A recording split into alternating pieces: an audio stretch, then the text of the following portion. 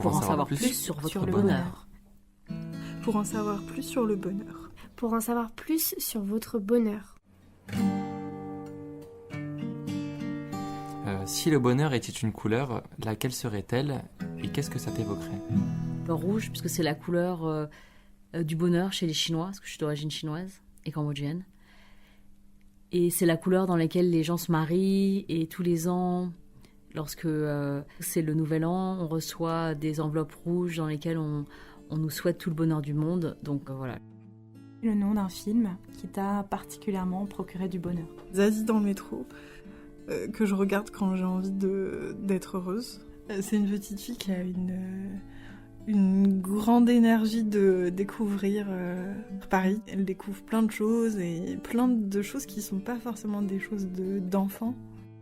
Y a-t-il un livre qui t'a particulièrement procuré du bonheur ? J'ai un souvenir d'adolescence. Je lisais Les Liaisons dangereuses et ça m'a provoqué beaucoup de bonheur d'être tombée sur une tonne de lettres qui nous étaient pas adressées. Et j'avais l'impression d'être moi-même dans l'aventure. Une musique ou alors un film qui t'a particulièrement procuré du bonheur. J'adore lire, j'adore la musique, mais ce sont des petits bonheurs avec des petits B. Le bonheur, c'est autre chose. Un bonheur avec un grand B, ça, je l'attends. La vie, c'est comme un jardin, au début un petit rien, que l'on sème quand il fait beau, qu'il germe bien au chaud.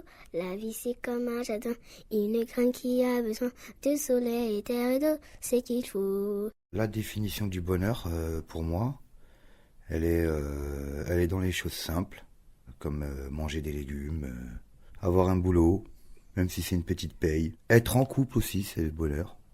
Avoir des enfants, voyager, toutes les petites choses de la vie qui sont simples à faire. Le bonheur est dans plein de choses et il faut savoir les capter. Il faut essayer de le faire perdurer, mais c'est pas facile. On peut pas le toucher, le bonheur, mais on le sent. Voilà ma définition du bonheur.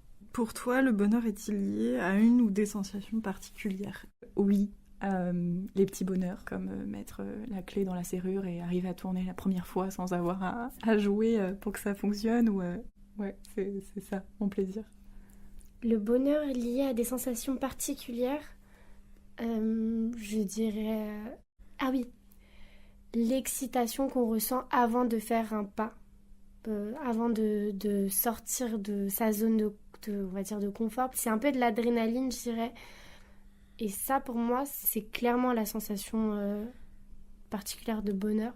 Est-ce que ta routine t'apporte du bonheur ? Pour moi, le fait de répéter des gestes et de répéter des choses qui me sont importantes, ça me permet vraiment de me rapprocher de ce que je veux vraiment faire. Ça me rassure et ça me permet d'être vraiment plus proche de moi-même. La routine, c'est aussi mon bonheur. Comment t'imagines être heureuse ?